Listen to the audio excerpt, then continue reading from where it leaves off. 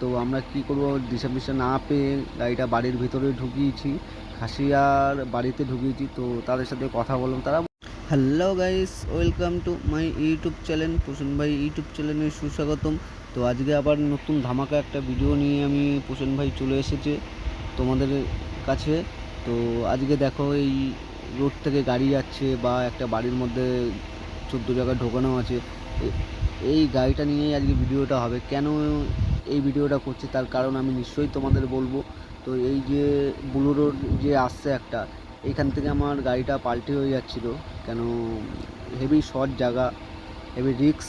তো এই গাড়িটা যখন আমি নিয়ে বেরাচ্ছিলাম, ডান দিকে পুরো মাটি ছেড়ে দিয়েছিল। তো আমরা কি করব দিশা পিসা না পেয়ে গাড়িটা বাড়ির ভিতরে ঢুকিয়েছি, খাসিয়ার বাড়িতে ঢুকিয়েছি। তো তাদের সাথে কথা বললাম, তারা বললো ঠিক আছে ভাই রাখো, কোনো অসুবিধা নেই।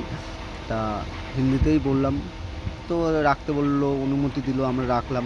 রেখে ওখানেই রান্নাবান্না করে খাওয়া দাওয়া করলাম আমরা। রাত হয়ে গেল। তো রাত হলো, সন্ধ্যের সময় ওরা হলো আবার আসলো 10টা বুলেটো নিয়ে এসে গাড়িটা আমার খালি করলো। কিন্তু এতটাই যে ঠান্ডা ধারণার বাইরে এখানে। আর দেখো আমার বন্ধু কার সাথে কথা বলছে আমি জানি না। আর আমি তো ভিডিও করছি, ভিডিওটা নিয়ে ব্যস্ত। আর এখানে চারিপাশে এতটা সুন্দর ভিউ, তো অসাম লাগছে ভাই। আর পাহাড়ের উপরে সব বাড়িঘর, ঠিক আছে, পাহাড়ের উপরে সব বাড়িঘর। এই রাস্তাটা নতুন হচ্ছে, এই রাস্তাতেই আমরা দাঁড়িয়ে আছি। দাঁড়িয়ে কি করব, ভিডিও করছি, এছাড়া তো কোনো কাজ নেই, খালি সেই রাত্রেবেলা আমাদের হবে। আর এই যে ক্যামেরা ঘোরাচ্ছি দেখো, ওই একজন হেঁটে আসছে, কে যে জানি না আমি। আর আমার বন্ধু তো ফোনে কথা বলতেই যাচ্ছে। আমি তো শুধু ভিডিও নিয়ে ব্যস্ত, ভিডিও করবো, রিলস করবো, এরকম কিছু ব্যাপার আমার। কেন, কোনো দিন তো আসতে পারিনি। তো যাই হোক, আমি এসেছি। আর এসে খুব জায়গাটা আমারও ভালো লেগেছে। সত্যি কথা, জীবনে যদি আবার সুযোগ পাই আবার নিশ্চয়ই যাব আমি ওখানে।